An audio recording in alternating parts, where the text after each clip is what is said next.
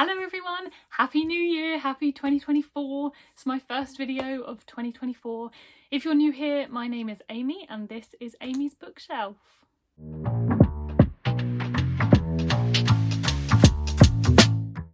Okay, so as promised, I am going to do a few wrap-up videos from 2023, this being the first one, and I'm going to talk about my top 3 reads of 2023.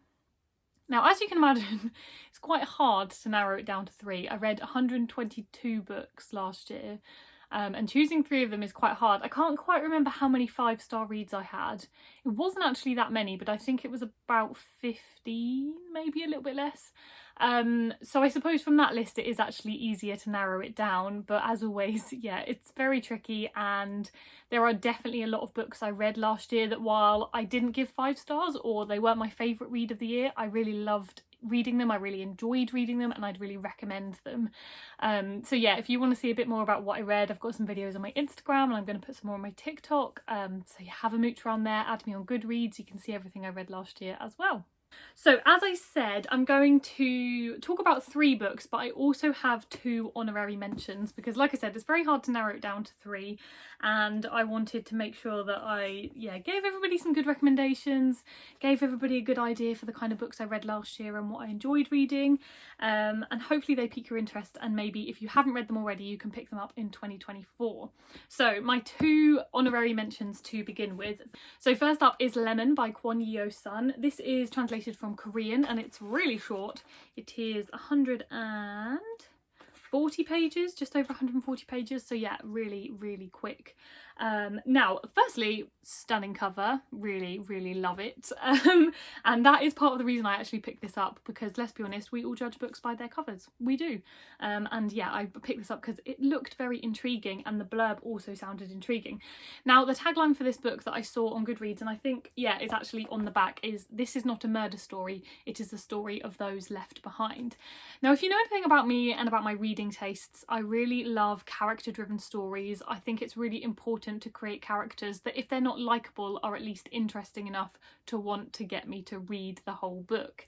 And this is part of the reason why I loved this book so much. So it follows a murder, and it very much centres on a murder, but it is not like any kind of murder story you've read, and I also wouldn't describe it as a thriller either, because most murder mysteries, most stories that revolve around a murder are a thriller or at least a mystery, and they sort of rely on the tension, they rely on being gripping and page turning, they have probably quite short chapters, end on cliffhangers, like they're the kind of tick boxes that I would say normally crop up in a thriller, but this is not like that at all. So the murder itself is about a schoolgirl, but the book itself actually revolves around her sister, because the girl was killed, I can't remember how many years in the past, but in the past, and the case was never solved, so it's a cold case, and so the book is very much about the aftermath of that. So it is about her sister, it is also about the people who were accused of the murder, of the friends, of like the people who were touched by the case basically, and like I said, it's a very short book, but it very much, like the tagline says, revolves around the idea of the people who were left behind from the murder, not about the victim of the murder itself, or necessarily about the people who committed the murder either. So I hope I've explained that well, I hope I've done that justice, but I think the main takeaway is, if you like a thriller and you like sort of a murder mystery, but you are the sort of person who enjoys character-driven stories, who wants to find characters to be invested in, then I would really recommend this. It's honestly one of the most memorable books I read last year, like I couldn't stop thinking about it. Everybody else I know who've read it, if they didn't give it 5 stars, they can at least appreciate how unique it was and how ambitious it was, so I'd really recommend it for that. And like I said, it's really short, you've got nothing to lose, you won't spend long reading it, so if you hate it, oh well, you haven't lost too much of your time. Okay, and the second honorary mention is Stone Blind by Natalie Haynes. I have read a couple of other books by Natalie Haynes, Pandora's Jar and 1,000 Ships. Both of them I loved, but this one is actually now my favourite of hers. So I am a big Greek mythology fan. I read probably 2 or 3 at least a year, retellings Greek mythology, and sometimes read more like non-fiction versions of Greek mythology. If you've not read any mythology, I would say they're kind of, you can put them into 2 buckets. It's either a retelling, which can very much be read like a fictional story, like any kind of novel, or more non-fiction versions where we're looking at Greek mythology from like a historical point of view. Stephen Fry's Mythos, I think, is a good example of that, because while Stephen is writing it, he acknowledges the fact that these are stories created rather than actual events that happens, whereas when you read books like this, it can be interpreted as actual things that happen. So yeah, this very much reads like a fiction, and the other ones very much read like a non-fiction, and I like both of them. I like the variety of both of them, and I feel like I always learn a lot when I read them. So Stone Blind revolves around Medusa's story. I'm sure everybody has heard of Medusa. She's arguably one of the most famous characters from Greek mythology. And Natalie Haynes's other books always have like a feminist edge to them, and this one is definitely no different. Now, when I reviewed this, I strongly advised anybody who was going to read Natalie Haynes's Stone Blind to read a version of Medusa's story from Perseus' point of view first. Now, it's not vital, you don't have to. Like I said, Medusa's quite a famous character, so you probably know a little bit about her before going into it. She pops up in a lot of other Greek mythology stories, especially Perseus's. But the reason I think it's really important and will make this book even better is that you can really appreciate how Medusa is the victim in the story, because throughout time, when Greek mythology stories are told, they are often told from the man's point of view. The women are very much the mothers, the children, the sisters, the aunts. They're not really the protagonists of the story, and even when they are, the men play a very key role in moving their story forward. This very much focuses on Medusa as her own character, as the protagonist of her story, and for that reason she becomes a victim in the story, because she very much is a victim of what the men, mostly Perseus, do to her. And so I think it's really important to understand that before going into this. So like I said, it's not vital, but I would recommend it.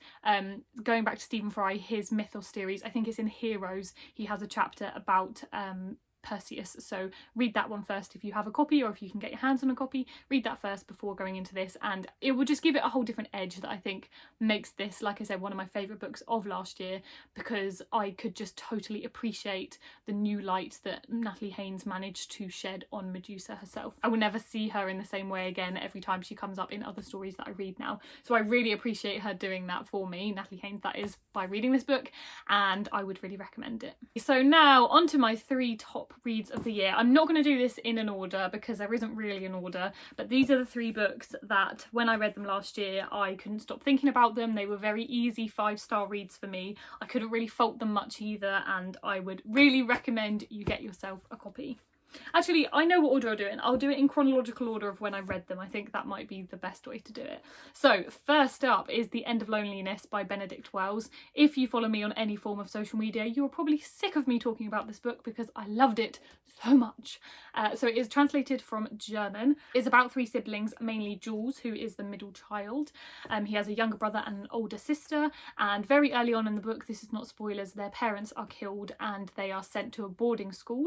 Before the tragic event, they have a very close-knit relationship with each other and with their parents, but when they're sent to this boarding school, because they're different ages, they get put into different parts of the school, and from that point their lives very much start to diverge from each other's and they drift apart from each other. So the story follows, like I said, mainly Jules but also the other characters over quite a few decades, so pretty much his whole life, to be honest.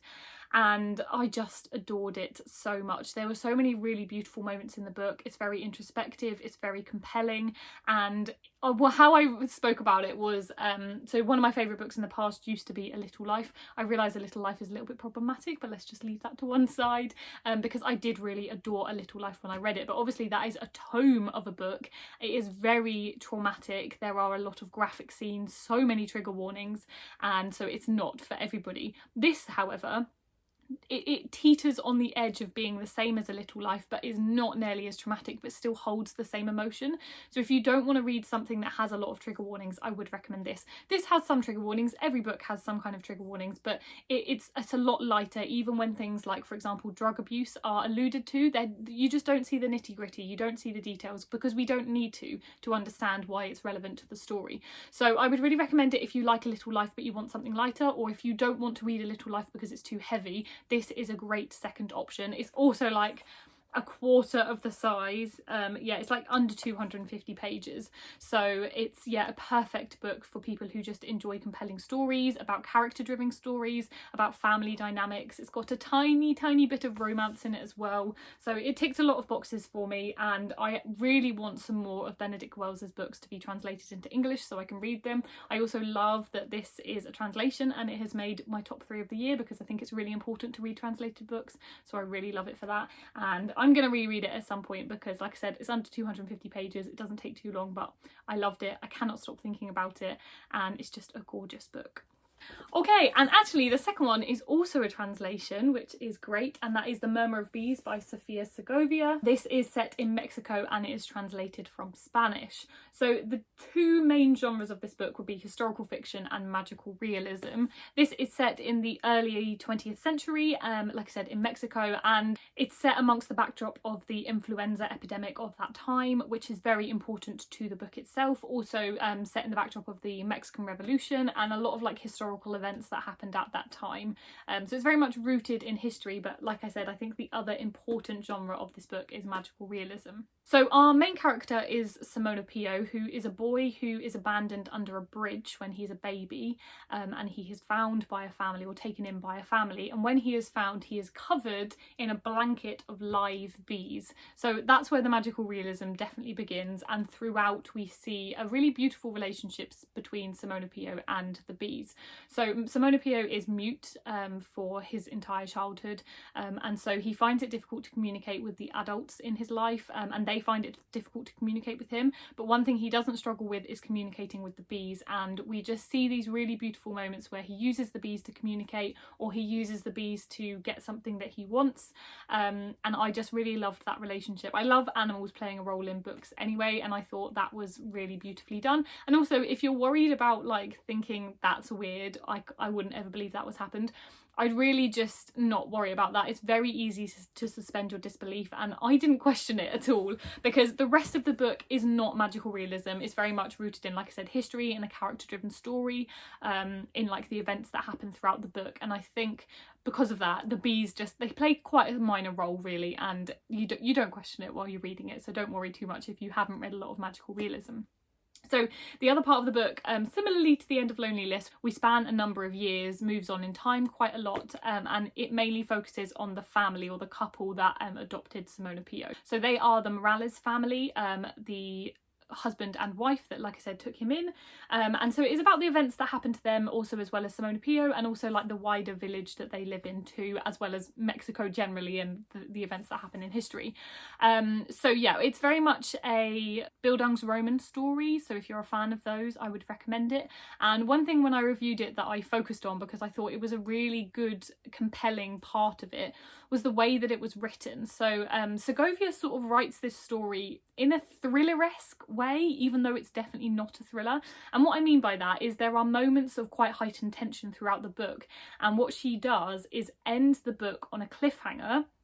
So when something big is about to happen, she will end the chapter, and then the next chapter is on in time. So let me explain that a bit better. So she ends the chapter on a cliffhanger. Say somebody is about to jump off a cliff, literally, that doesn't happen, just an example. Someone's about to jump off a cliff, and then the next chapter will be 6 weeks on and the person is alive. Now you might think that, oh, that sort of ruins it, but actually it doesn't. I think it heightens your intrigue, because I want to know what happened in that 6 weeks. Why didn't they jump off the cliff? And she does eventually go back and explain it, but I just thought it was such a fascinating way to structure a book, and it gives it the same gripping nature that a thriller does, without having like a murder mystery storyline or any kind of thriller. There is a little bit of a like thriller-esque storyline, but it's very much minor to the actual plot itself. And I think Simona Pio and his story is kind of the pivotal point of the plot. It is quite a long book, so just a lot happens. I think with a lot of sort of historical fiction, yeah, it's just under 500 pages. A lot of historical fiction does tend to have like quite a lot of plot in it, because they have to set up the story within that point in history and sort of educate the reader if they don't know about that part of history or that part of the world, because obviously this is set in Mexico as well. So I think that's why it's a little bit longer, and a lot does happen. There are a lot of events throughout the book, but I think, like I said, if you want something a bit different, this is definitely somewhere to go. It's also translated, which is great, and you will be in love with Simona Pio the whole time. He will keep you reading the story if other parts of it have lost your interest. Okay, and finally is Isaac and the Egg by Bobby Palmer. Now, I wasn't actually sure whether this was going to make the list, but I keep coming back to it. I read it, I think, in November, so it was actually quite recent. And again, similarly to the other ones, I just can't stop thinking about it. So this, actually, there's a bit of a running theme in these 3 books, I've realised, because this is also a little bit not set in reality, similarly to the magic realism in the Murmur of Bees. So this one is about a man who one day is on a bridge and suddenly he hears this scream, and when he goes to investigate he finds that the scream is coming from an egg. The egg is about 2 foot tall, it has arms and legs, a kind of, imagine like an alien-esque character, but it looks like an egg, a big egg, and he takes the egg home with him, and it is essentially about their relationship. Now, I know that sounds strange, but please just stick with it, because by the end you will understand why this book is so compelling and just beautiful. So yeah, it's about their relationship to each other, but I think more importantly, it's about what the egg does for the man. His name, it's Isaac. Oh my god, why was I questioning what his name is? It's bloody called Isaac and the Egg, sorry. So it's about Isaac and the egg, and it's about their relationship. But like I said, it's about what the egg does for Isaac. So Isaac's trying to look after this egg. Isaac is trying to find the egg's home. The egg doesn't speak English, so obviously there's a bit of a difficulty in communication.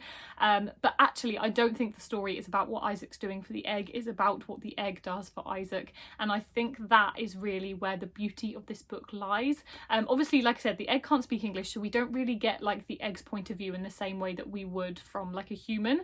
But we do see what the egg sees, and I think through the egg's lens we begin to understand what Isaac is going through. It becomes obvious early on that he is going through something tough. He is struggling at work, he is struggling with his relationship with his family, and I won't tell you why because that is a spoiler, but you begin to understand that more, like I said, through the egg's point of view. And it's just stunning. It is a stunning portrayal of so many things, including grief and just our relationship to each other as well as love, and I would just really recommend reading it. So they were my top 3 books of the year, and obviously the 2 honorary mentions as well. Please let me know if you've read any of them. I'd be happy to discuss, and I would really recommend trying to pick up one of those top 3 ones this year, not next year, because yeah, all of them were really beautiful. I couldn't stop thinking about all of them, and I think if you're looking for something a little bit different, definitely Isaac and the Egg and the Murmur of Bees are a great place to start. So yeah, I hope you've enjoyed this. I'll try and get some other wrap-up videos out. I'm definitely going to try and do my worst reads of 2023, and then I'll see what else I can do as well, but keep an eye on my social media because I'm definitely going to be doing some more like wrap-up-esque style videos from 2023. So yeah, I hope you've enjoyed. Look out for my new video soon, and I'll see you next time. Bye!